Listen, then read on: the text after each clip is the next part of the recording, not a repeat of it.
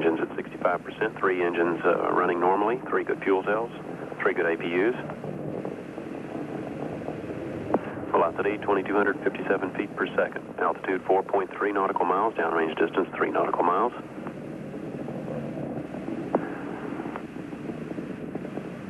Engines throttling up, 3 engines now at 104%. Challenger, go at throttle up. Roger, go at throttle up.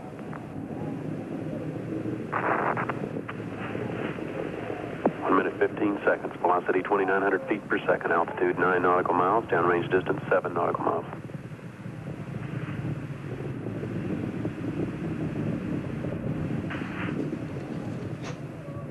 And the spacecraft, in increasingly small pieces of debris, rained down into the ocean off the coast of Florida. Now, we want to use our small model. We're going to give a slow motion videotape look at what happened.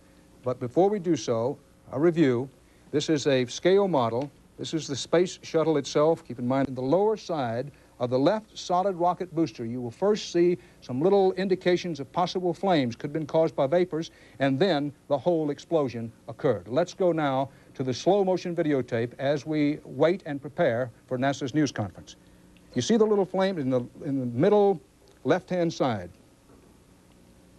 Then the beginnings of an explosion, just exactly where it's happening, hard to tell. Could be in the solid rocket boosters, could be in the main tank. Then, once the explosion, the flames explosion reach the main tank, which has that highly explosive, highly volatile liquid hydrogen, the space shuttle is obliterated. No ejection seats aboard the space shuttle. The early space shuttles had ejection seats, but after the first 3 or 4 flights, ejection seats, because of the increasing numbers of people put aboard the space shuttle and the belief that ejection seats wouldn't do any good, there were no ejection seats on this space shuttle. Note in the upper right-hand quarter of the screen, I know that that's gone off of your screen, booster. You see in the upper right-hand quarter, that's it, a piece, if not indeed the entire, what is believed to be the right-hand side solid rocket booster. Remember that the early indication of trouble was on the lower left-hand solid rocket booster side. No ejection seats aboard the space shuttle today. Good roll program confirmed. Challenger now heading downrange.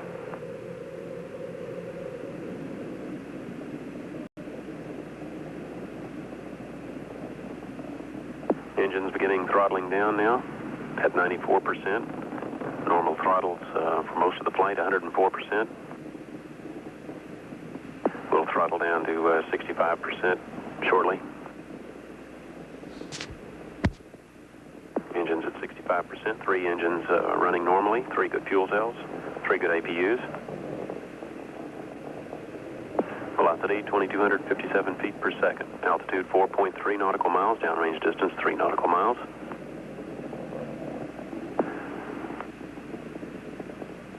Engines throttling up, 3 engines now at 104%. Challenger, go at throttle up. Roger, go at throttle up.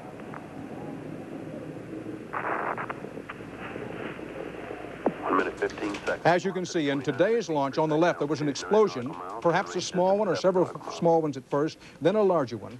It occurred about 1 minute and 12 seconds, 12 to 15 seconds into the launch. Now, in the successful launch on the right-hand side of your screen, the booster rockets would not separate for perhaps another 50 seconds, past the 2-minute mark, until the launch was more than 2 minutes into flight. You can see back on October 30th, this same shuttle, one of 4, the Space Shuttle Challenger, disappeared on into outer space after its launch, and after jettisoning as scheduled its solid booster rockets. The one this morning became a ball of flame and then smoke trailing debris. Florida to the cheers of the young students of the first ever U.S. teacher astronaut. Moments later, full throttle and point of highest stress. A massive explosion. The cheering stops. The horror sinks in. 7 Americans with the highest hopes, $1 billion worth of the highest technology, gone in seconds. The worst disaster in the U.S. space program ever. Good evening. It was a very happy and confident crew that departed for the shuttle this morning. future astronaut Krista McAuliffe said they had gotten over the frustration of the earlier delays. And technicians had an apple for her moments before she actually entered the shuttle. But the crew had to sit on the pad for an extra hour, while NASA took a close look at the ice that formed during the night in the freezing temperatures. There was concern that some of that ice could strike the shuttle during liftoff. Finally, after a detailed ice inspection, the word was given, go for launch. And liftoff of the 25th Space Shuttle mission, and it has cleared the tower. It was the first launch from the newly refurbished pad 39B in more than 10 years. NASA officials say they saw no indications of any trouble or difficulty prior to the horrifying explosion. Altitude 4.3 nautical miles, downrange distance 3 nautical miles.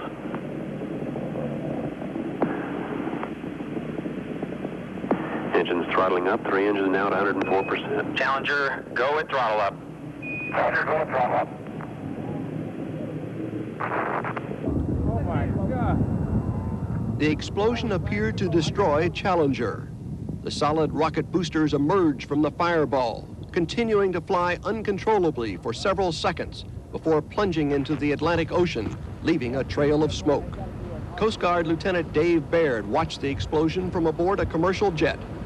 Basically, it looked like it just tore itself to shreds and was on fire. And it looked like a kid's airplane being hit by the wind. And Sea rescue effort, but all that was found were small pieces of debris scattered over a wide area. NASA officials put together an investigation team this afternoon, but gave no indication of the cause of the explosion. It will take all the data.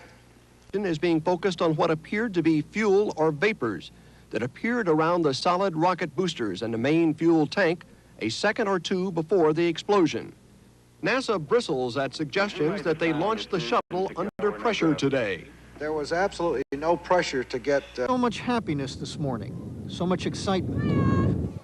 The only tears were tears of joy. The parents of schoolteacher Krista McAuliffe standing proud as their daughter and the others lifted off. Liftoff of the 25th Space Shuttle mission, and it has cleared the tower. But in just 1 minute and 12 seconds, all the joy and all the excitement was dead, extinguished in a flash. Apparently exploded, impact in the water at a point approximately 28.64 degrees north. Maximum heart rate. Were ready to watch a dream come true this morning. Instead, they became witnesses to a nightmare. 2, 1, and liftoff. In the moments after the launch, their celebrations drowned out the first news of the tragedy. But the clamor turned to quiet as this picture burned itself into their memories. Reports from the flight dynamics officer indicate that the vehicle apparently exploded and that impact in the water. Some people were covering their eyes, and some people were just watching the TV set with a blank look on their face. It was really quite dramatic. At first, you know, everyone was really happy, all these smiles, and then some... ...of America, men and women, war veterans and first-time astronauts, parents, and even a classical pianist. Their commander was Francis Scobie, age 46, from Washington State, an astronaut after 22 years in the Air Force. This was his second shuttle mission. Second in command, pilot Michael Smith, age 40, a decorated Navy pilot from North Carolina. Like Scobie, he'd seen combat in Vietnam and trained as a test pilot. And like the commander, he was a husband and father. This was Smith's first shuttle mission. Mission specialist Ellison Onizuka was the first Hawaiian astronaut who believed in the benefits of the space program. There are a lot of outcomes from these projects which will affect both our society and the rest of the world. Onizuka is survived by his wife and 2 daughters. 36-year-old mission specialist Judy Resnick was a shuttle veteran, her assignment to operate the shuttle's mechanical arm. She was on board the shuttle Discovery in 1984 when a launch was aborted after the engines had fired. Gregory Jarvis was on board to conduct tests on the effects of weightlessness on liquids carried in tanks. Born in Detroit, trained as an Air Force satellite engineer, Jarvis was on his first shuttle mission. Ronald McNair, age 36, from South Carolina, brought a background in physics and laser technology to the shuttle program. This was the second trip to space for a husband and father who saw space travel as a calling for mankind. I see it as something that we must do, and I see it as something that's part of man's nature to explore. These 6, along with Christa McAuliffe, the first teacher in space, now a tragic page in NASA history. Stone Phillips, ABC News. When we come back, we'll try to analyze what happened. With her.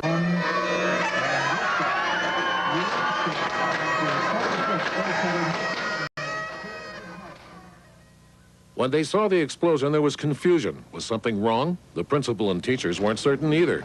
Then it got very quiet as the horror of it began to register. Would everybody please go back to class at this time? They did go back for a while, but at 1 o'clock, school was closed. A plume where gases from the tank are forming, obviously feeding the fire. Now you will see the flame creeping up the external tank in between the tank and the shuttle itself. This is the beginning of the huge, catastrophic explosion that absolutely engulfed the entire system. You will see a second explosion right at the top of that big external tank. This is obviously what put the entire thing into flames and probably what destroyed the shuttle almost instantly. Now for a moment the smoke clears and we see emerging apparently the top of Challenger. We think this is the last picture we have ever seen of Challenger before it fell to the sea with its precious cargo. And as the sequence is going to continue, you will see that mammoth, horrible explosion on the right. One of the solid rocket boosters split away now from the tank and the shuttle itself. These boosters cannot be controlled once they're lit, so it has obviously gone off on its own into the wrong place, but it does not appear, I repeat, appear from what we can see that it was... Said he had dreamed about being an astronaut when he was in high school. But growing up poor in South Carolina, McNair never thought this would come true. You know, where I came from, you know, that wasn't the kind of thing a black kid thought about. You know, I pursued science with that in my mind, and it wasn't until recently that I saw a break to make a dream, you know, come true. McNair is survived by his wife and a son 3, a daughter 1. 36-year-old Judy Resnick often said she had confidence in NASA's safety record, even though she had to scramble from Discovery when liftoff for her first mission was scrubbed because the engine shut down after ignition. Resnick was single, a classical pianist with a PhD in engineering who had found her life's work in space. I'd like to stay with the space program as long as they want me. As an astronaut if I can, and if not, I'd like to stay in some other capacity because I think it's very... The first Japanese American in space. He leaves a wife and 2 children. I'd certainly like to stay in the program as long as I can, as long as I can contribute to it and be a part of it. Challenger pilot Mike Smith, 40, tested planes for the Navy before he became an astronaut. This was his first space mission. Well, I am excited, and I guess I look at it like I look at flying new airplanes. Commander Francis Scobie was idolized in Washington State, where he grew up. This was Scobie's second shuttle mission, and he prophetically told friends that such a tragedy as today's was possible. And we do these flights repetitively, and they get kind of a commonplaceness to them that's really not there because each one of them is an individual technological marvel in itself, and you lose that by watching so many of them. There are a lot of things that go on during a space flight, and it's not easy to do, and it may look easy from the outside. It's not easy from the inside. Bob Jamison, NBC News, New York. Become so routine, we tend to forget how complicated and dangerous it has always been.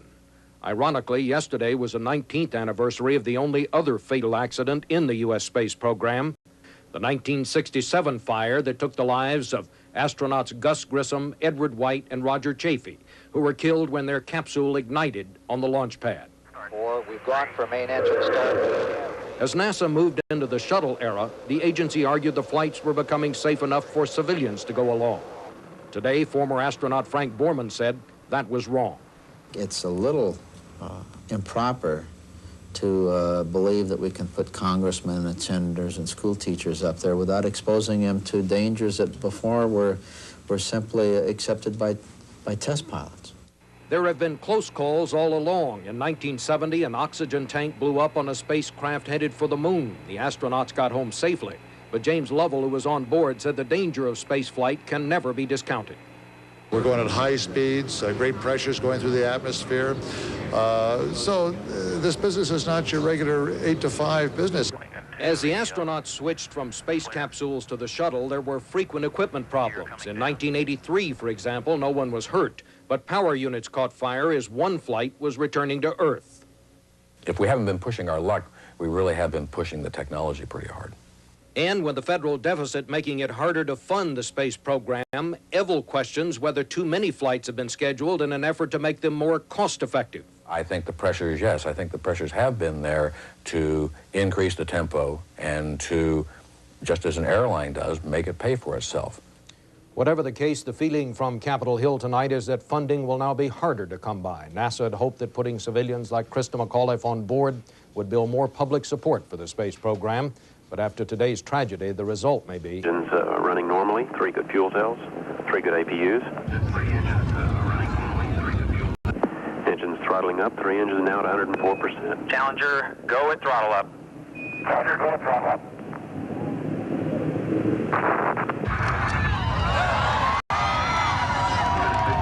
Flight controllers here looking very carefully at the situation. Obviously a major malfunction. We have no downlink.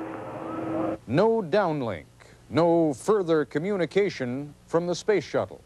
Good evening, I'm Ted Koppel, and this is not to an orange silo rolling slowly onto its back and finally exploding into fire and graceful white tendrils of smoke.